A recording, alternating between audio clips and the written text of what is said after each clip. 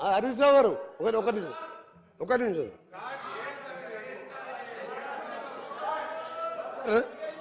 వారు గౌరవ ఇరిగేషన్ శాఖ మంత్రి గారు అప్పుడుగా పనిచేసిన బతికి మా దగ్గర బ్రాహ్మణ వెల్లంలో ఉదయ సముద్రం ఇరిగేషన్ ప్రాజెక్ట్ సార్ 80% అయిపోయింది. 200 కోట్లు పెడితే దాదాపు 1,00,000 ఎకరాలు నీళ్ళు వచ్చే ప్రాజెక్టు.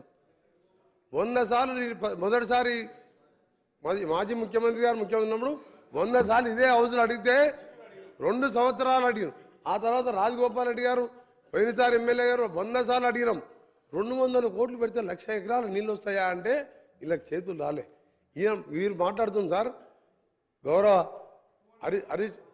హరీష్ రావు గారు మాట్లాడేది ఈడికెళ్ళంట సూర్యాపేటకు నీళ్ళు తీసుకుపోయినంట.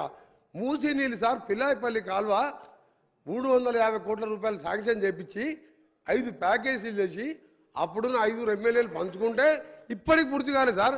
ఈయన గోదావరి నీళ్ళు ప్రాణాయిత అక్కడికి వెళ్ళి సూర్యాపేట తీసుకొచ్చినట్టే మీరు నమ్మాలి. నల్గొండ జిల్లా పోదాం సార్, అడుగుదాం అక్కడ పోయి. ఇంకొక చిన్న ప్రశ్న సార్, ఒక నిమిషం సార్. అయినా మీ ద్వారా టీఆర్ఎస్ పార్టీ సభ్యులను కోరుతున్నా గౌరవ మాజీ ముఖ్యమంత్రి గారికి జన్మదిన శుభాకాంక్షలు తెలియజేసుకుంటూ వారు వచ్చి మాట్లాడితే మంచిగా ఉంటుంది సార్. ఇలా పోస్ట్ మ్యాన్ ఈయన ఏం చేస్తారు సార్? ఈయన హరీష్ రావు ఏంది పైసలు కలెక్షన్ చేస్తారు పనుకొస్తాడు. ఈయనకి ఎవరు సబ్జెక్ట్ ఉందా? ఈయనకు సబ్జెక్ట్ ఉందా? డబ్బులు ఎవరు సార్ కాంట్రాక్టర్లు? అది ఈయన పోయాలి, ఆయన చెప్పింది మేము వినాలి. మా కర్మ సార్ ఇది. హరీష్ రావు చెప్తే మేము వినాలన్నా? మాకు సార్ వారు రమ్మని చెప్పండి.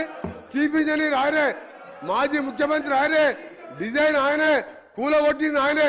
ఈయన కలెక్షన్ పాయింట్ డబ్బులు తీసుకొచ్చి 3 సంచులు బాధ్యత ఆయన మాట్లాడితే మేము వింటాం సార్.